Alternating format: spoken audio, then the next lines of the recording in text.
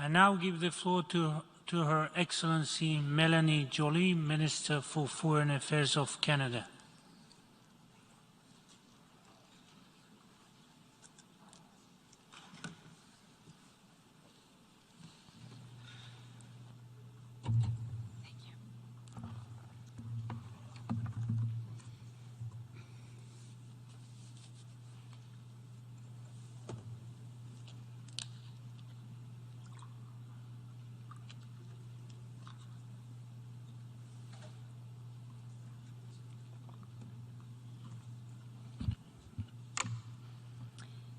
Mr. President, distinguished colleagues, I'm speaking to you for the first time as Canada's Foreign Minister as we gather in this Assembly on the traditional territory of the Nalape people.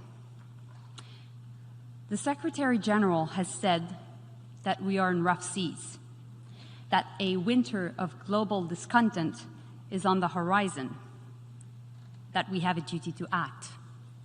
I agree with him. From Russia's war of aggression in Ukraine and the impacts around the world, to the COVID pandemic, to climate change, to severe conflicts and hardships that now affect billions of people, the challenges we are facing are immense. These crises and the way we choose to respond to them are testing our shared commitment to the United Nations. That's why our decisions matter now more than ever. We have a choice. Either we respect and defend the rules that we collectively have developed for generations and that have given us the longest period of peace in modern history, or we accept that rules can be broken by the powerful, bringing us back to darker times of constant tensions and conflicts, with massive displacements, suffering, and losses of human lives. For Canada, the choice is clear. We're convinced that we need more multilateralism, not less. We need more of the UN, not less. And we need a UN that is effective, efficient, relevant, and accountable. Throughout its history, Canada has strived to act as an honest broker, ready to build bridges between nations and differing points of views. We have worked tirelessly over the years to conceive, develop, and strengthen the international system that we now know. We will continue to do so, and we will continue to do so with all of you. Last week, the Canadian delegation, led by Prime Minister Trudeau, met with leaders and civil society members from around the world. Canada has been listening, and we hear you. Many describe and condemn Russia's further invasion of Ukraine as brutal, illegal, and unjustified, as a violation of the UN Charter. We agree with you. Many describe the uneven recovery from the global COVID-19 pandemic as incompatible with simple fairness, but also as a danger to public health. Again, we agree with you. You shared profound concern that achievement of the Sustainable Development Goals is at risk. And we agree we must address this head on. People from all corners of the globe clearly said climate change is no longer on the horizon. It is here, and it is hitting the most vulnerable the hardest. This is undeniable. The hearts of all Canadians go out to those affected by the devastating floods in Pakistan, as well as to our fellow citizens who found themselves in the destructive path of Hurricane Fiona. Many conversations this week have focused on the harsh fact that more people are displaced by conflict and violence today than at any point in human history. I heard unmistakable appeals for accountability, including for the victims of Plight PS 752. Women and girls describe their needs to have control over their own futures, over their own body, which is their right. Brave individuals shared deeply personal testimonies of their painful experiences of sexual violence in conflict. We believe them. Such violence is unacceptable and it must change. We must empower survivors in leading the path to their recovery and support them in the pursuit of meaningful justice. Freedom of speech, disinformation and misinformation, the protection of minorities, the rule of law, respect for science, facts, and evidence. Powerful statements were made on these issues this week. They speak to an erosion of civic space and democratic dialogue. Canada hears you. We do not come to these discussions with easy fixes. We have come to listen, to engage, and to share our commitments to respond to this moment in a positive way, with purpose and in a spirit of global solidarity. Mr. President, the world has heard terrible stories of Ukrainians losing loved ones to Russia's senseless war. This Assembly has spoken clearly and with conviction. Russia's aggressions against Ukraine violates the UN Charter. It strikes at the heart of the commitment we all made in building this organization from the dark tragedy of the Second World War.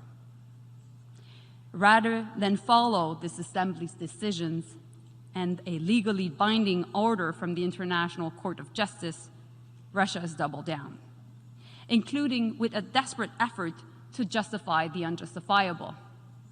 While the world gathered here in New York to pursue solutions for the greatest challenges of our time, President Putin informed that he will conscript more young people into his war of choice. He threatened our collective security with reckless and dangerous nuclear rhetoric. For Putin, this is a war to the death. For Ukraine, it is a war for life. Russia's war machine has caused enormous civilian suffering and destruction in Ukraine. The mass graves discovered in Izium are the latest demonstration of Putin's disregard for human life. The impacts of this illegal war are profoundly felt around the world. We must address the global food security crisis and other consequences of the illegal invasion with imagination and determination. And those who break the law must be met with the force of the law. A permanent seat on the Security Council is not a license to kill, nor to silence anyone, and it should never guarantee impunity. Monsieur le Président, nous sommes confrontés à des crises majeures. La pandémie de la COVID-19, les changements climatiques, les conflits. Les crises qui étaient autrefois exception sont aujourd'hui la règle. Ces crises mettent à rude épreuve notre capacité d'atteindre les cibles du programme de développement durable à l'horizon 2030.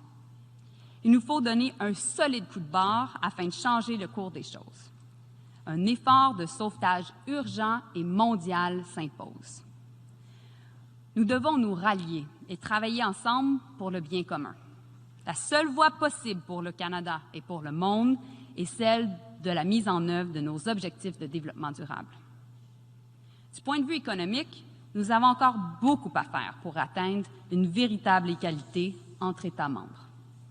Nous avons bien écouté ce que nos partenaires, nos amis des pays du Sud nous ont dit. Nous entendons leur message de façon très claire. Les institutions financières internationales doivent être réformées. Elles doivent être capables de s'adapter aux crises d'aujourd'hui. Et le Canada répond présent. Aucun pays ne doit être laissé pour compte. Nous travaillerons d'arrache-pied avec nos partenaires pour une réforme juste et équitable du système financier mondial. Il en va de l'équité, mais aussi il en va de la paix et de la stabilité mondiale. Monsieur le Président, la pandémie de la COVID-19 a fauché la vie de près de 6,5 millions de personnes à travers le monde.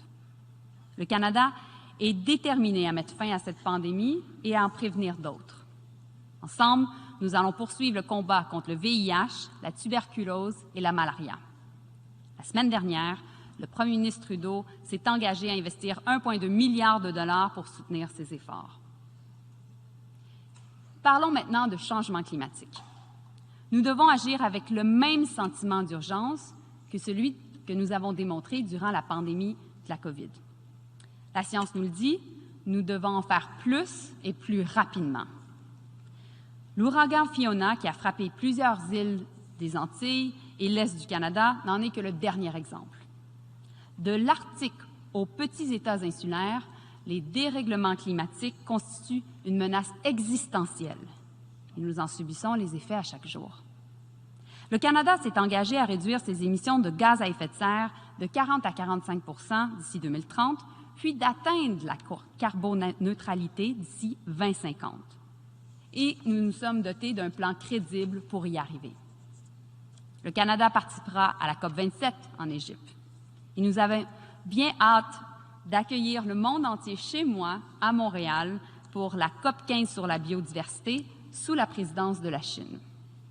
Notre priorité est d'assurer le succès de cette conférence où nous travaillerons ensemble pour renverser la perte alarmante d'espèces animales et végétales. Il en va de notre propre survie. Monsieur le Président, il n'y a pas de solution simple aux défis auxquels nous sommes confrontés. Mais il est évident que de s'isoler, de mépriser la règle de droit et de réduire les gens au silence est contraire au progrès. Et pourtant, certains pays restreignent les libertés civiles, violent les droits de la personne et surveillent massivement leur population. Cette tendance vers l'autoritarisme est des plus inquiétantes. Ce phénomène est particulièrement visible dans la région du Xinjiang en Chine. À cet effet, la publication du rapport des Nations unies sur les droits de la personne constitue une étape essentielle. Ces conclusions reflètent d'ailleurs des récits crédibles d'abus constituant des crimes contre l'humanité. Le Canada s'inquiète de la répression des droits humains que nous observons dans plusieurs pays. L'Université des droits de la personne est bien connue. On le sait, ces droits humains sont universels par nature. On ne peut donc se cacher derrière des prétextes de souveraineté nationale pour les violer. Il y a des limites à défendre l'indéfendable. Nous sommes d'avis que la démocratie, bien qu'elle parfaite, reste le meilleur système pour protéger les droits de la personne et pour progresser en matière de développement durable. Toutes nos démocraties font face à des défis. Chez nous, comme ailleurs, nous devons composer avec l'apathie, l'anxiété et la méfiance envers nos institutions. Monsieur le Président, le Canada est également déterminé à combattre le racisme systémique et nous continuons à prendre des mesures concrètes pour poursuivre la voie de la réconciliation avec les peuples autochtones. En 2017, le premier ministre Trudeau a prononcé ici, en cette Chambre, un discours important et a parlé de notre propre héritage du colonialisme au Canada. Nous travaillons sans relâche pour remédier à ce chapitre sombre de notre histoire et nous savons que la pleine participation des peuples autochtones est fondamentale au développement d'un monde plus juste. Monsieur le Président, l'égalité des femmes et des filles dans toute leur diversité est primordiale à la paix, à la justice et à la prospérité. Comme c'est le cas pour plusieurs pays, le Canada est fier d'avoir une politique étrangère féministe. Ensemble, nous bâtissons une coalition mondiale en appui à l'égalité. C'est ainsi que nous allons repousser les attaques croissantes contre les droits et libertés des femmes. En Afghanistan, les talibans empêchent les femmes et les filles d'aller à l'école. Au Myanmar, les femmes courageuses qui réclament haut et fort le retour du système démocratique sont emprisonnées par la junte militaire, torturées et sujettes à d'affreux actes de violence sexuelle. Mr. President, in Iran, women protesting the death of Mahsa Amini are met with arrests and bullets. We salute their courage and join them in sending a strong message that women's rights are human rights. Today, Prime Minister Trudeau announced that Canada will sanction those responsible, including Iran's so-called morality police and its leadership. From Sudan to Haiti, women peace builders, human rights defenders, and activists are being targeted. We must continue to speak up for the rights of women and girls and to support, protect, recognize, and include women peace builders. We must also relentlessly pursue accountability for sexual violence. We will continue to push for justice for Rohingya women, and we will not rest until those responsible for sexual violence committed in Ukraine are held to account. The UN Charter enshrines faith in fundamental human rights, in the dignity and worth of human person, in the equal rights of men and women. And yet, we are seeing rising violence, the widening crackdown on rights and freedoms, the exclusion of women and girls from the negotiating table, the boardroom, the classroom. Sexual and reproductive health rights for women and girls are being rolled back or denied in too many countries. None of this is by accident.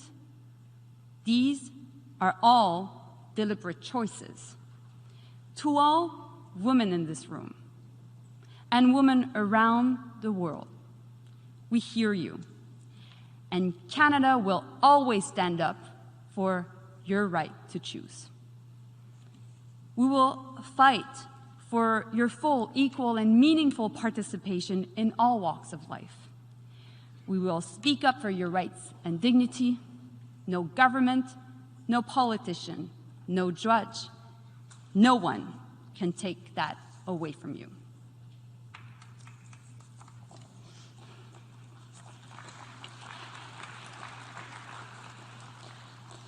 Mr. President, as I've said, the world needs more multilateralism, more of the UN, not less.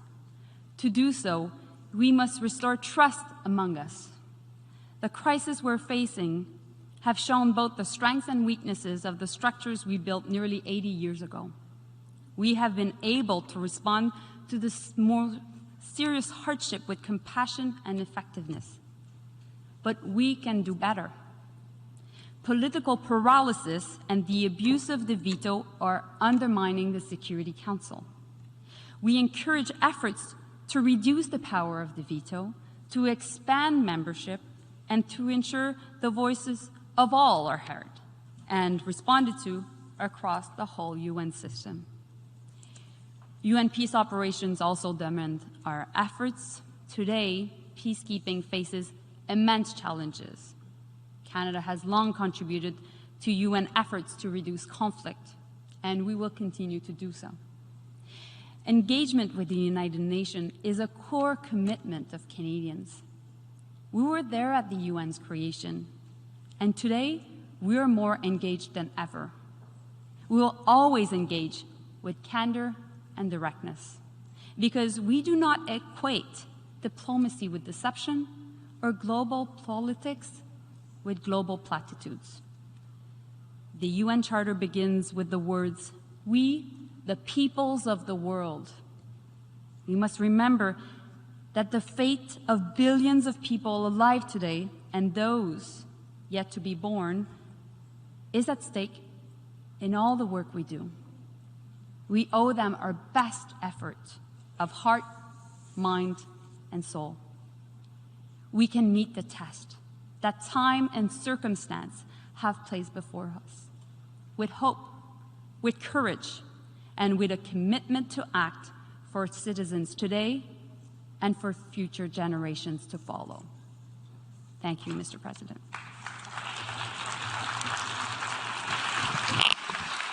I thank the Minister for Foreign Affairs of Canada.